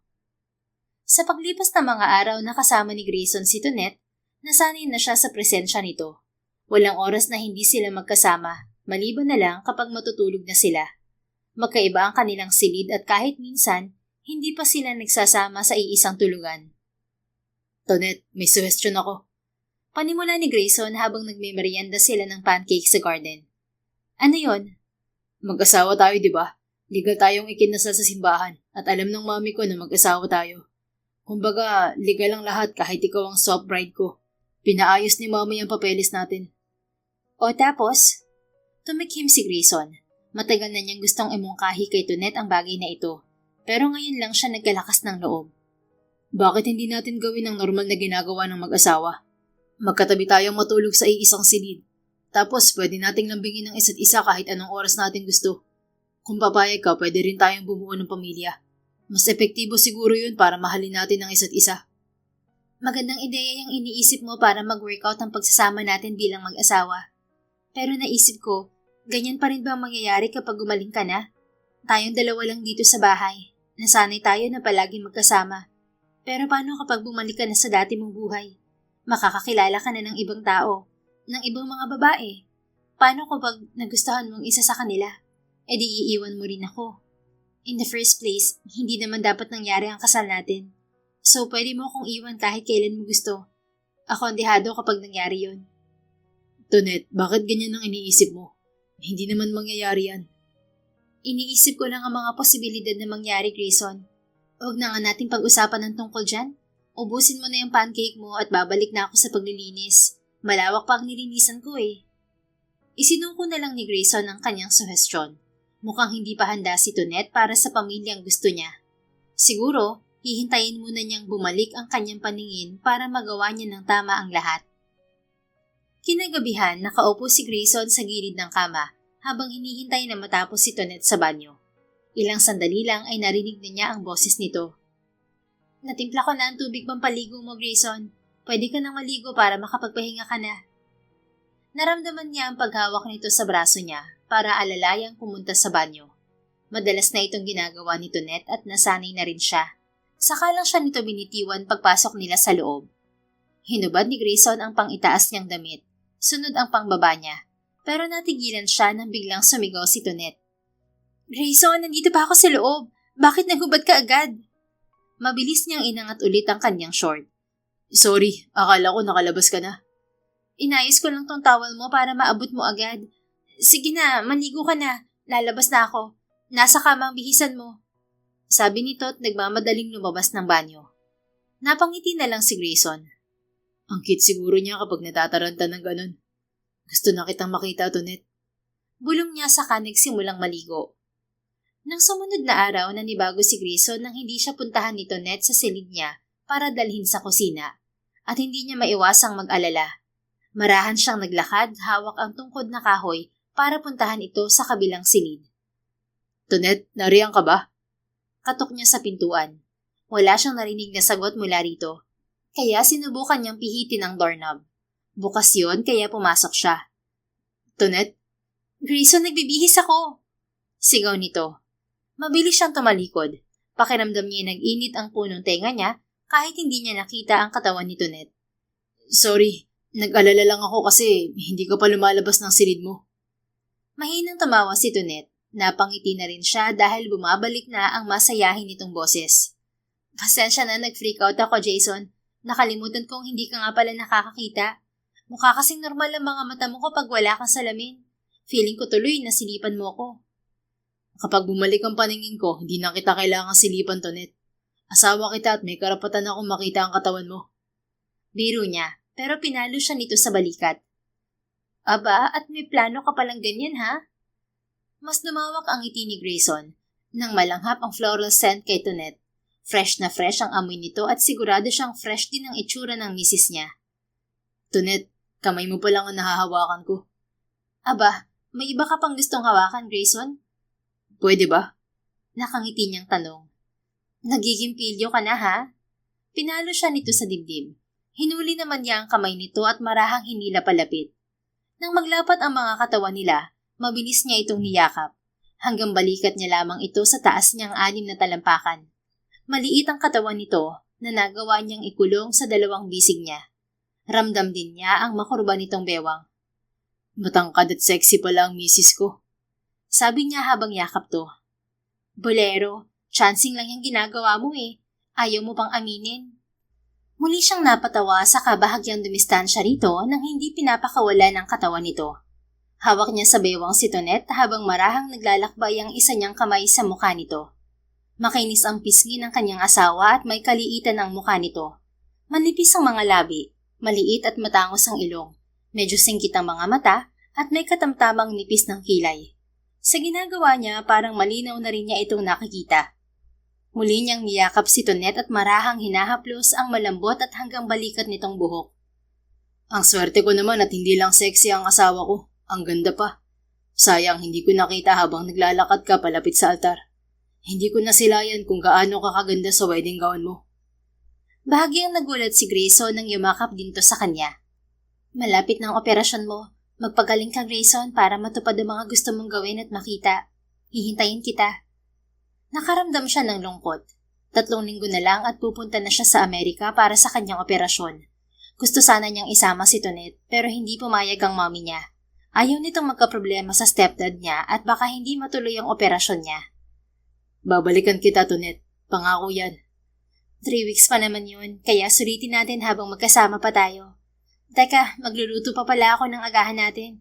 Gusto mo bang maligo muna habang nagluluto ako? Parang mas gusto kitang yakapin kaysa gumawa ng kahit na anong bagay. Tumawa si Tonet at mahina siyang kinurot sa tagiliran. Nagiging pilyo ka na talaga. Magugutom tayo, sige ka. Gusto mo rin bang magkayakap tayo? Panunukso niya. Pwede, pero ayokong kumalamang tiyan ko sa gutom. Kumawala ito sa yakap niya saka hinawakan ng kamay niya. Tara na sa kusina, magluluto muna ako. Mamaya ka na maligo, mabango ka pa naman. As you wish, my wife. Hinalikan niya ito sa kamay saka sinabayan ang marahan nitong paglalakad. Palagi itong nakaalalay sa kanya simula nang magkasama sila. Hindi ito nagkukulang sa pag-aalaga sa kanya mula sa pagkain, paliligo at paghahanda ng mga susuotin niya. Minsan sinusuklay pa nito ang kanyang buhok, pinuputulan ng kuko at inaahit ang kanyang balbas. Maswerte siya dahil si Tonet ang kasama niya. Hindi lang nito napagaan ang araw-araw niyang pamumuhay. Dahil nakatulong pa ito para makalimutan niya ang panluloko ng dati niyang nobya. Habang papalapit ang araw ng pag-alis ni Grayson, mas lumalakas ang kagustuhan niyang wag humiwalay kay Tonet. Ayaw niyang pakawalan ng kamay nito kahit nagluluto ito o naglilinis. Grayson, paano ako makakagawa ng maayos kung hindi mo binibitiwan ng kamay ko? Bitiwan mo na ako. Ayokong umalis ka, Tonet. Hindi naman ako lalayo. Dito lang ako sa loob ng bahay. Kailangan ko maglinis. Dadating ng mami mo sa isang araw. Ayaw mo pa kasing kumuha tayo ng katulong. E di sana palagi tayo magkasama. Pinisil nito ang ilong niya. Nakakahiya sa mami mo kung magbabayad pa siya ng katulong. Kaya ko namang gawin ng mga gawaing bahay habang inaalagaan ka. Sige na, bitiw na. Maglilinis na ako. Nakakahiya naman kay Mami Tarla kung madumi tong bahay pagdating niya. Bumigat ang pakiramdam ni Grayson at ramdam na agad niya ang lungkot. Ayaw niyang iwan si Tonet pero kailangan. Gusto niyang maibalik ang kanyang paningin. Pero sa isiping hindi niya kasama ang kanyang asawa, parang nagdadalawang isip siyang pumunta ng Amerika. Lalo na't may plano ang kanyang stepdad na doon siya titira kasama ng mga to. Huwag na lang kaya ako umalis, Tonet. Mahigpit nitong hinawakan ang kamay niya habang humahaplos sa kanyang pisngi gamit ang isang kamay nito. Huwag ka mag-isip ng ganyan, Grayson. Kailangan mong operasyon ngayon. At kung may kailangan ka pang gawin pagkatapos, gawin mo. Narito lang naman ako at maghihintay sa pagbabalik mo. Paano kung hindi na ako pabalikin ng stepdad ko? Gusto niyang manirahan na rin ako sa Amerika. Pero ayaw naman niyang isama kita. Ayokong mapalayo sa'yo, Tonet. Mahinang tumawa si Tonet, saka siya niyakap. Ang clingy naman ng asawa ko. Nawala ang agam-agam ni Grayson at napangiti na lang nang tawagin siya nitong asawa ko. Hindi na yun mababago pa. Mag-asawa talaga silang dalawa. Nasanay na kasi ako na palagi kitang kasama.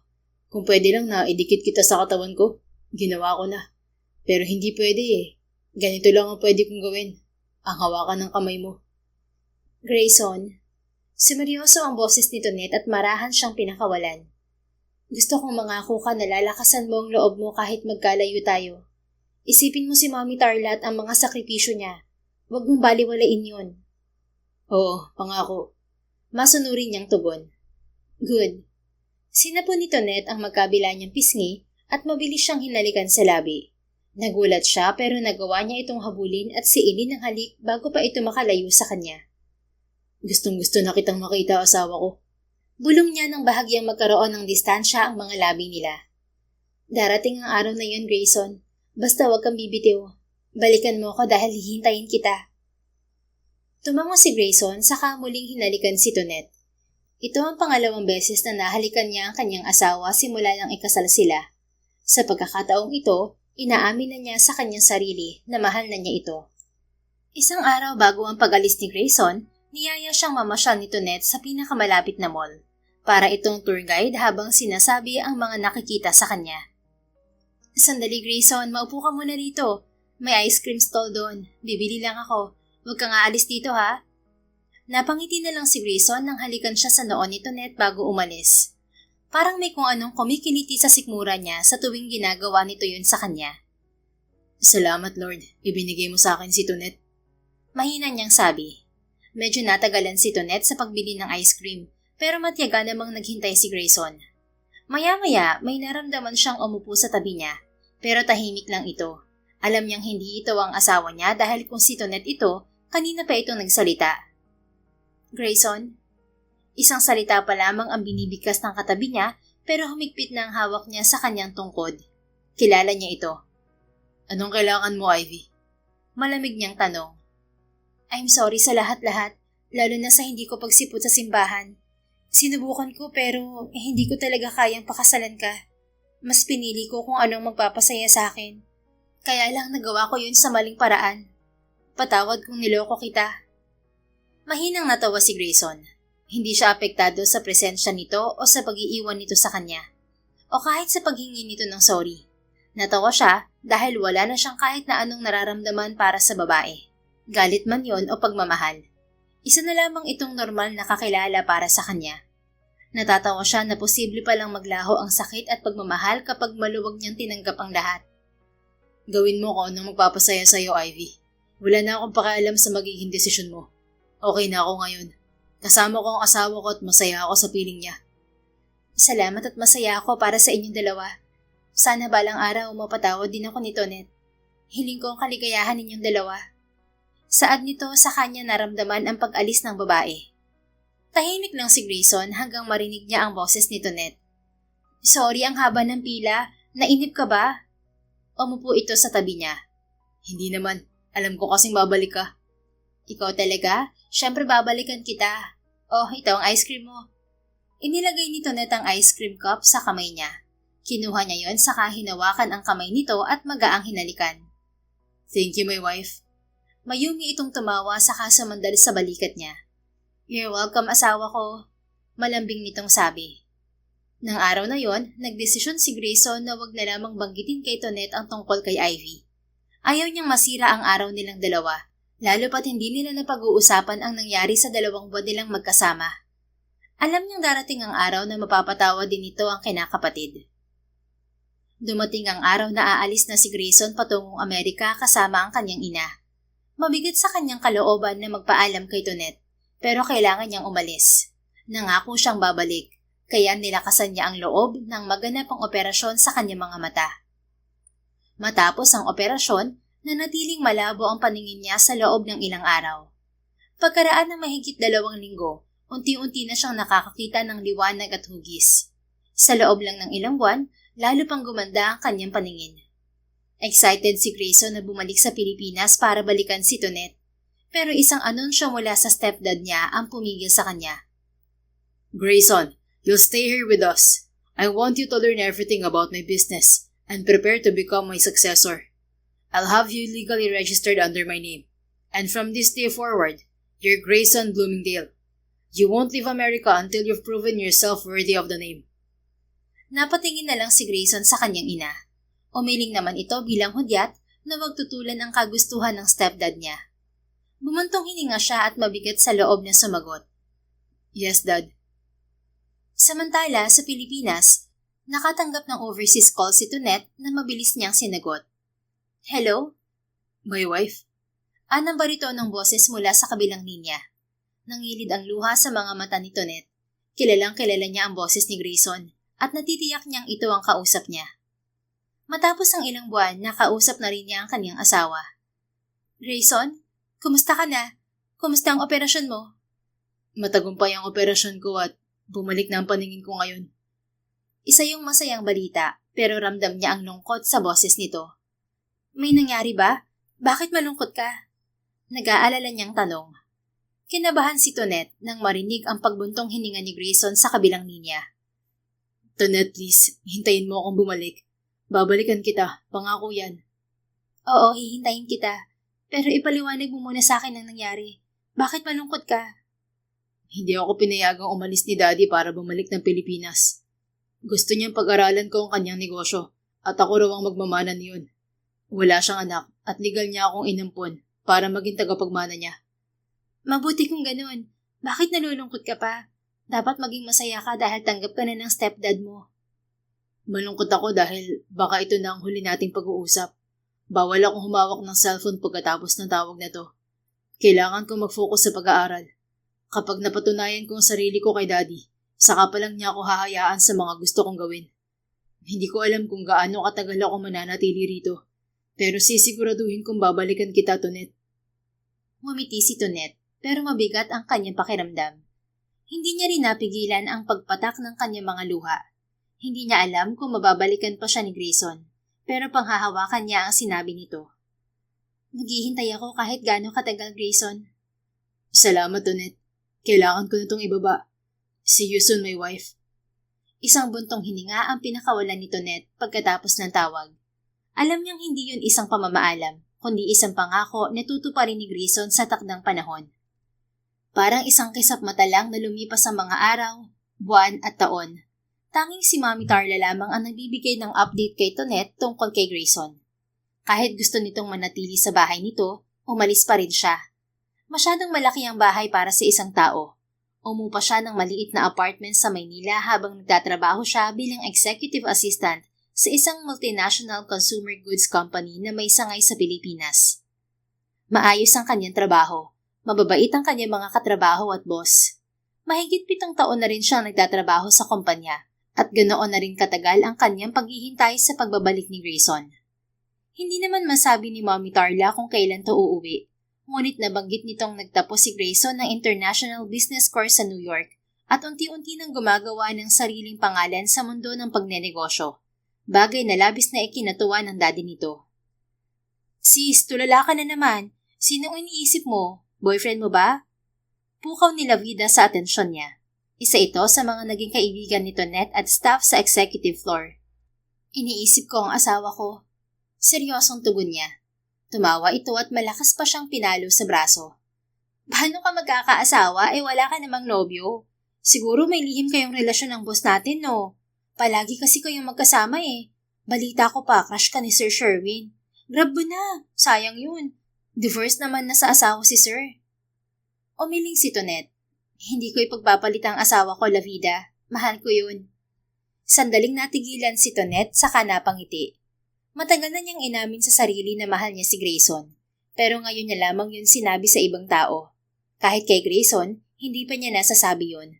Pero kapag bumalik ito, sisiguraduhin niyang maririnig nito ang matamis niyang I love you. Uy, in love talaga ang gaga. Kung hindi yan si Sir Sherwin, sino yan? Baka imagination mo lang yan, ha? Kapag umuwi siya, ipapakilala ko siya sa'yo. Imagination mo lang talaga yan.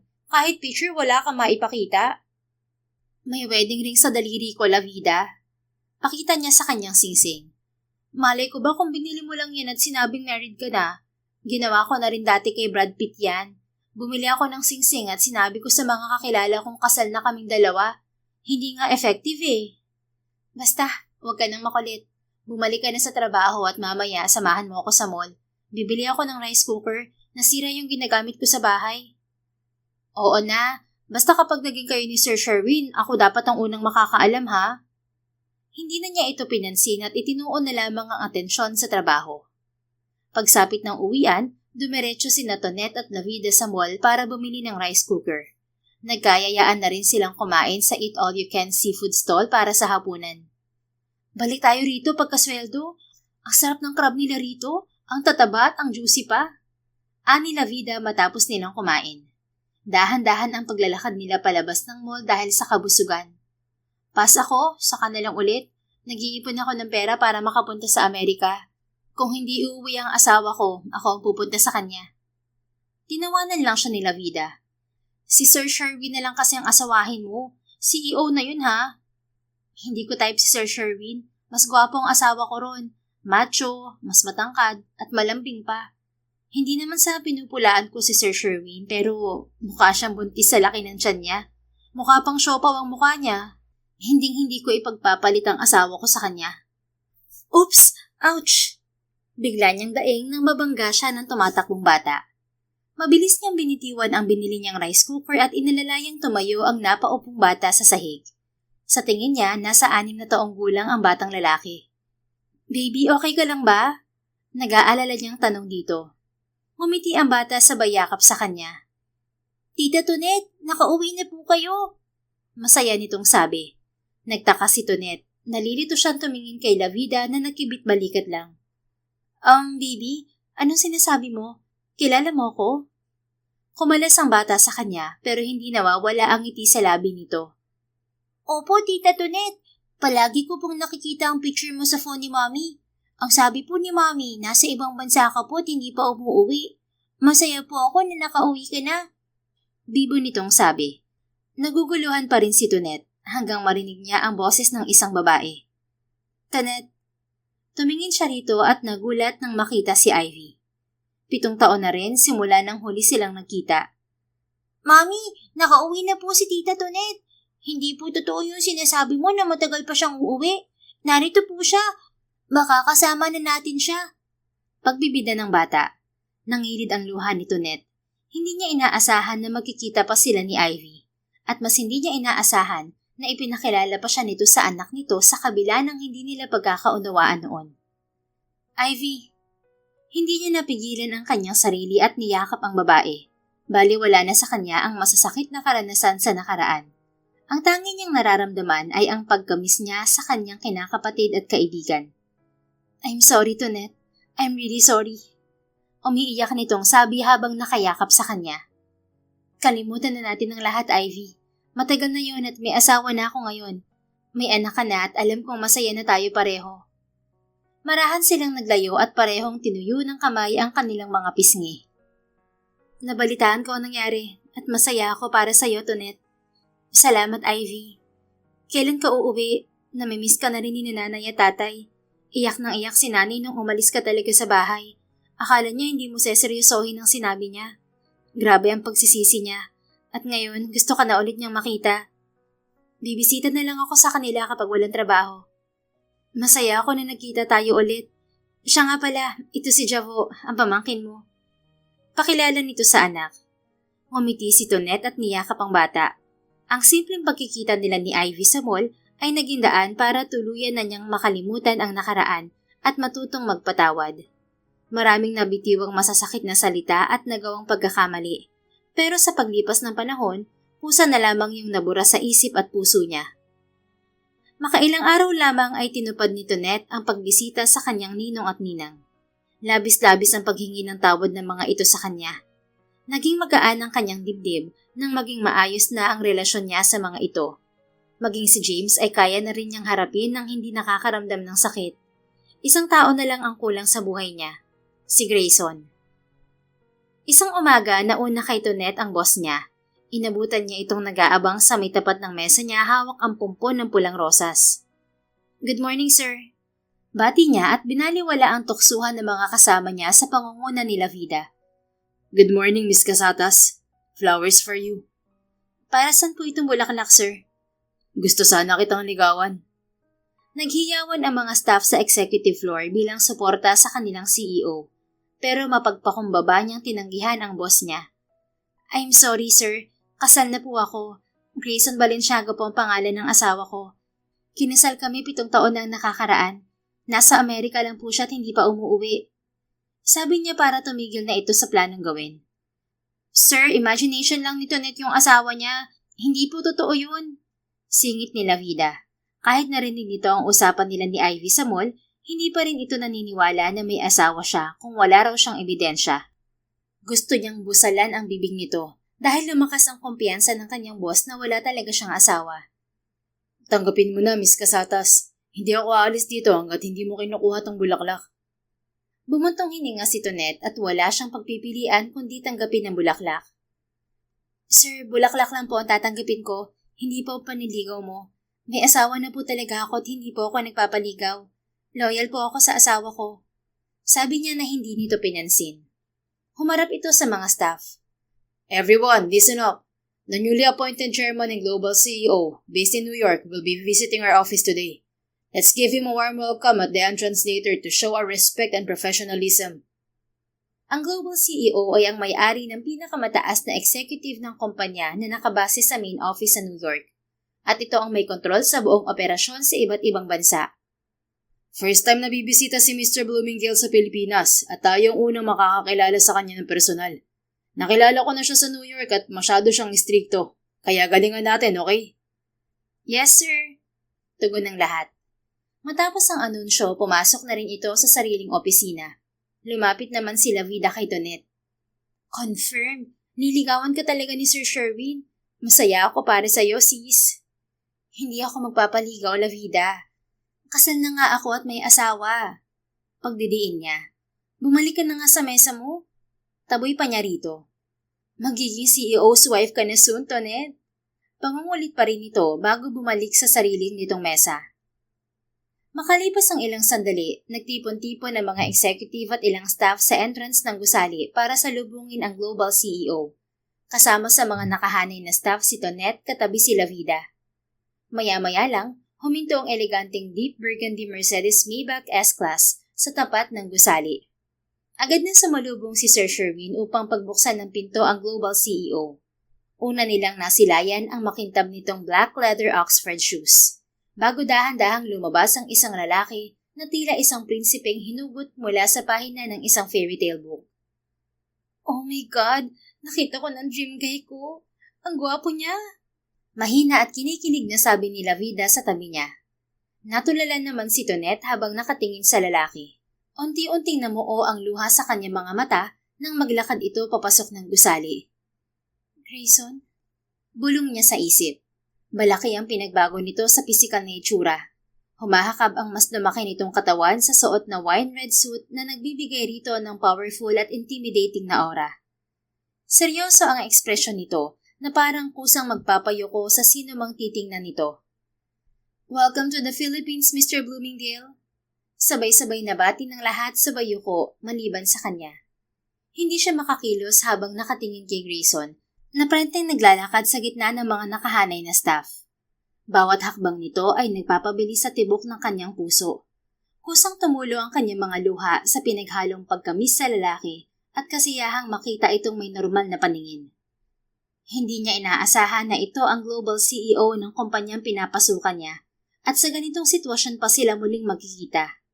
Alam niyang dinadala na nito ang apelyido ng stepdad nito, pero kahit minsan, hindi niya inaalam kung ano yon. Para sa kanya, ito pa rin si Grayson Balenciaga, ang kanyang asawa. Kilala pa kaya niya ako? Tanong niya sa kanyang isip. Bahagya siyang napayoko sa isiping hindi siya natatandaan ni Grayson. Miss. Biglang umangat ang paningin ni Tonet. Umawang ang labi niya nang makitang nasa harapan niya si Grayson.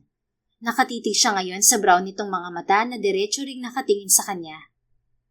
Yes, sir. Kinakabahan niyang tugon. What's your name? Mabilis na dumaan ang sakit sa mga mata ni Tonet. Bakit hindi siya kilala ni Grayson? Tonet Casatas Balenciaga, sir. Pinagdiinan pa niya ang apelyido nito para ipaalala rito na siya ang asawa nito.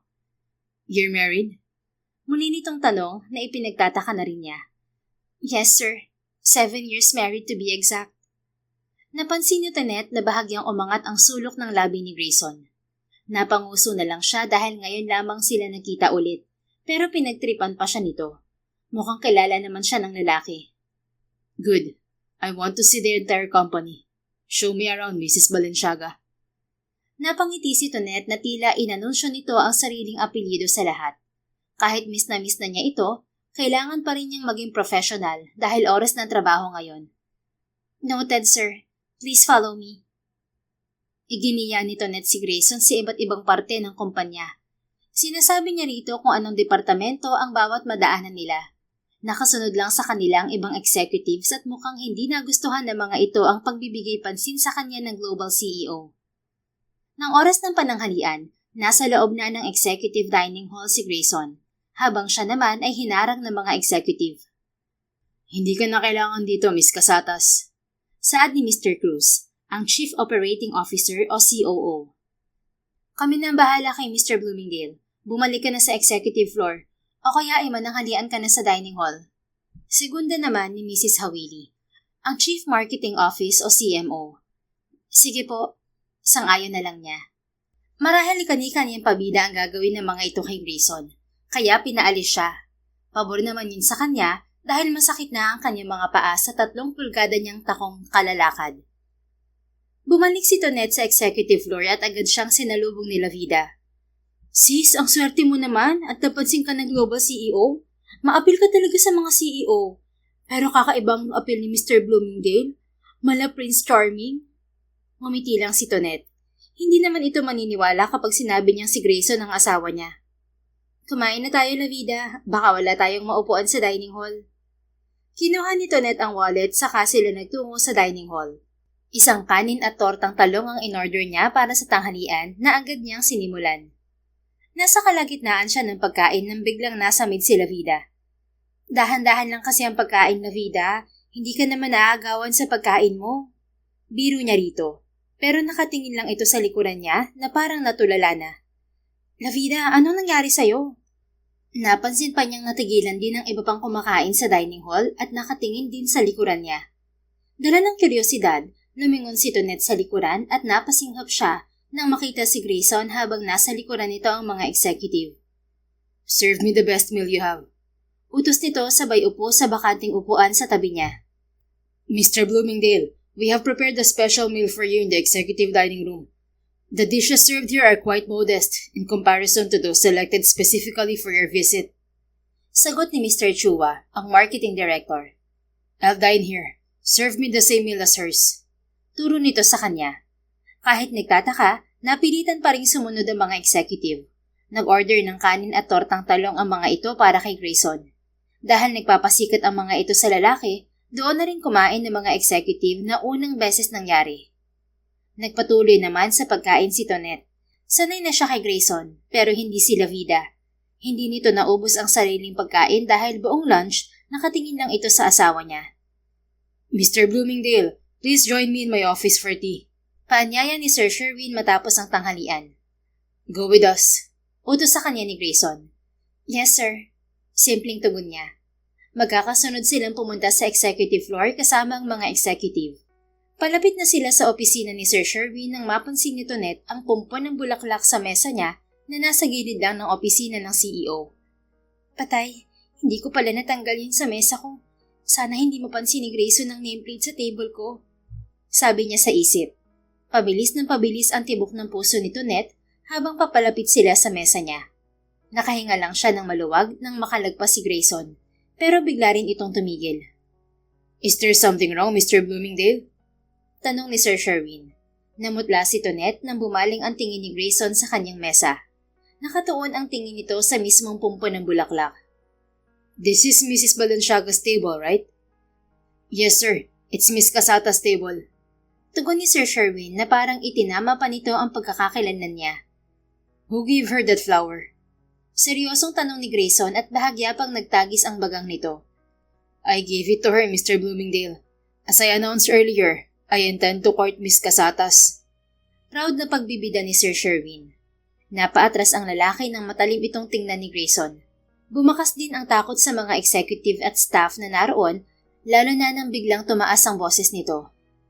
Who gave you the permission to court my wife? Parang umurong ang dila ng mga ito at kahit isa walang nagsalita. Lahat ay nagulat sa sinabing yun ni Grayson. Answer me. Maotoridad na sabi ni Grayson. I'm sorry, sir.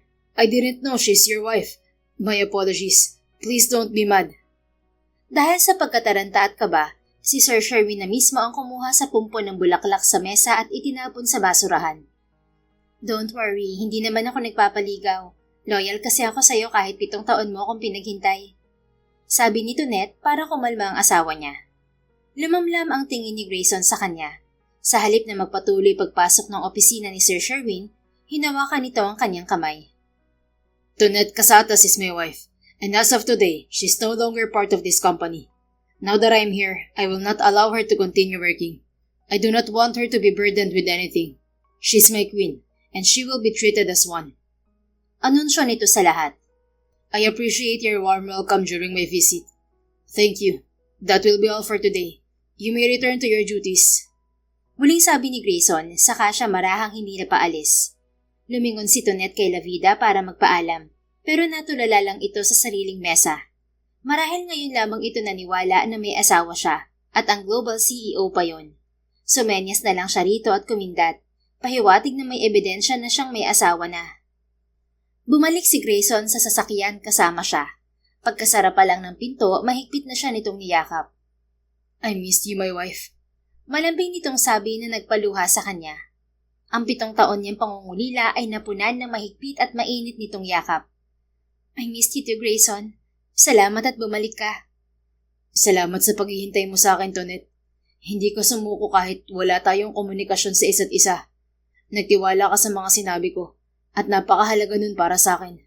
Ginawa ko lahat para magtagumpay at para makuha rin ang tiwala ng daddy ko. At ngayon malaya na ako. Malaya na akong gawin ang gusto ko. Ikaw ang una kong pinuntahan. Sinabi ni Mommy na nagtatrabaho ka ngayon sa branch ng kumpanya namin dito sa Pilipinas. Kanina pa kita gustong yakapin nung makita kita. Pero pinigilan ko ang sarili ko. Baka hindi mo magustuhan kung bigla na lang kitang yayakapin sa harapan ng ibang tao. Pero ngayon wala nang pipigil sa akin. Bangako, babawi ako sa lahat ng mga taong nawala ako sa tabi mo. Sumama ka na sa akin pabalik ng New York. Ipapaayos ko ang papeles mo sa lalong madaling panahon. Doon na tayo magsisimula ulit. At doon tayo bubuo ng sariling pamilya. Handa ako sumama sa'yo kahit saan, Grayson. Sabihin mo lang kung kailan. I'll tell you later.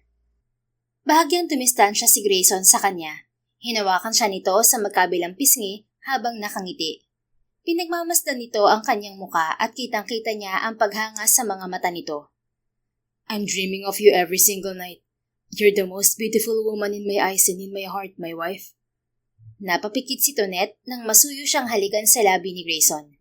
Mabilis lang yon, saka nito binalingan ang driver na nasa labas pa rin ng sasakyan. Let's go, we're heading home. Buong biyahe magkahawak sila ng kamay. Walang ideya si Tonette kung aling bahay ang tinutukoy ni Grayson. Pero natuwa siya ng pamilyar ang direksyong tinatahak ng sasakyan. Patungo sila sa La Vista Subdivision sa Quezon City, ang bahay kung saan sila nanirahang dalawa. Pagpasok sa bakuran, nagulat siya dahil may ilang kotse na nakaparada sa harapan ng malaking bahay. Sino ba ang mga narito, Grayson? Tanong niya sa asawa. Mom and Dad are here, along with some visitors. Kinakabahan si Tonette habang papasok ng bahay. Makikilala na niya ang daddy ni Grayson at hindi niya maiwasang matakot. Ngunit nilakasan na lamang niya ang kanyang loob. Ang takot na nararamdaman niya ay napalitan ng gulat pagpasok nila sa loob ng bahay. Nababalutan ng pinaghalong puti at ginto ang maluwag na sala na mas pinatingkad ng malamlam na ilaw na bumabalot sa buong paligid. May mga lobo na marahang nakalutang sa hangin at mga talulot na bulaklak na nakalatag sa sahig. Sa gitna ay mga kandilang hugis puso at sa gitna rin niyon ay ang mga salitang hindi niya inaasahang mabasa. Will you marry me? Na maingat na binuo gamit ang mga talulot ng bulaklak. Inahanda ko to bago ako pumunta sa kumpanya kanina. Ikaw talagang sadya ko ron para sa sorpresang to. Tumingin si Tonette kay Grayson. Napasinghap na lang siya nang nakaluhod na ito sa gilid niya, hawak ang kaheta ng mamahaling singsing. Will you marry me again, my wife? Tanong nito sa mababa at malambing na tono. Of course, pakakasalan ulit kita, kahit ilang beses mo pa akong alukin. Mabilis niyang tugon. Isinuot ni Grayson ang singsing sa kamay niya, saka mabilis na hinalikan ang kanyang labi. Humiwalay lang ito nang marinig ang boses ni Mommy Tarla. Congratulations mga anak, and welcome again to the family, Tonette. Saad ng ginang na lumabas mula sa dining room. Thank you, Mommy Tarla. Saad ni Tonette sa kaniyakap ang ginang. Iha, this is my husband, Matias, your father-in-law. Pakilala nito sa asawa. Hello sir. Bati niya sabay mano. Welcome to the Bloomingdale family, my daughter-in-law. Make this family bigger. We'd love to have more grandchildren. Nakangiti nitong sabi. Nawala ang takot ni Tonette nang yakapin siya nito. Akala niya natatapos na roon ang sorpresa, pero bumulong sa kanya si Mommy Tarla. Inimbitahan ko sila para makompleto ang kaligayahan mo, anak. Mula sa dining room, lumabas din doon ang pamilya ni Ivy kasama ang ninong at ninang niya, ang anak nitong si Javo na may hawak na lobo at si James na pawang mga nakangiti.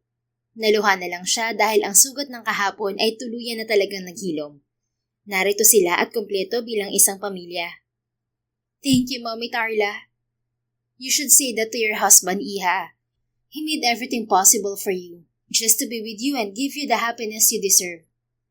Bumaling si Tonette kay Grayson. Thank you, Grayson. Hindi ko alam, okay na rin pala kayo ni Ivy. Bulong niya sa asawa na walang halong hinanakit o ano paman. Tanging pasasalamat lamang yon. Yeah, we talked before I left the country. The day we went to the mall and you were buying ice cream. I didn't tell you because that day, I knew you were still hurt. It's okay, wala na yun sa akin. Narito ka na at okay na kami ng pamilya ko. Maraming salamat asawa ko. You're welcome, my wife. I love you and I'll do everything for you. Naantig ang damdamin ni Tonette. Kaya sinagot na rin niya ng matamis na salita ang sinabi nito. I love you too, my husband. Malambing niyang sabi sabay yakap dito. Isa ito sa pinakamasayang araw sa buhay niya, ang makasama ang kanyang asawa at ang kanilang pamilya. Bago umalis patungong Amerika, ikinasal muna sina Tonette at Grayson sa Boracay para sa kanilang second wedding. Pagdating naman sa ibang bansa, nagkaroon ulit sila ng third wedding sa Paris, France, sa isang eleganteng garden na tanaw ang Eiffel Tower. Hindi pa roon natatapos ang kasal nila dahil may plano pa si Grayson para sa mga susunod nilang kasal sa iba't ibang bansa. Everything is perfect. Yun ang nararamdaman ni Tonette sa nararanasan niyang kasiyahan sa piling ng asawa niya. Naging swap bride siya noong una at nasaktan. Pero ang sakit na yon ay naging daan para sa panghabang buhay na kaligayahan. Sadyang may dahilan ang lahat ng bagay at kailangan lang yung tanggapin ng may pangunawa at pagpapatawad. Nasaktan siya, nagpatawad at nagmahal. Ngayon, may dalawa na silang anak ni Grayson, makalipas lamang ang 2 taon ng kanilang second and third wedding. Patuloy na nakikilala si Grayson sa business world, habang siya naman ay buhay rin sa malaking bahay na ipinagawa nito sa New York para sa kanilang pamilya. Hands-on mommy siya sa kanyang mga anak kahit may kani-kanyang yaya ang mga ito. Hindi niya pinapaubaya sa ibang tao ang pagpapalaki sa kanyang mga anak. Hands-on wife rin siya kay Grayson at inaalagaan itong mabuti. Sa ibang bansa na nila piniling manirahan at doon nila tutuparin ang malaking pamilya na hiling ng daddy nila. In God's perfect timing, what's meant to be will always find its way. The end. Kung nagustuhan mo ang istoryang ito, please don't forget to like, comment, and share it with your friends. Your support really makes a difference. Thank you and see you sa ating next story. Keep safe and be blessed.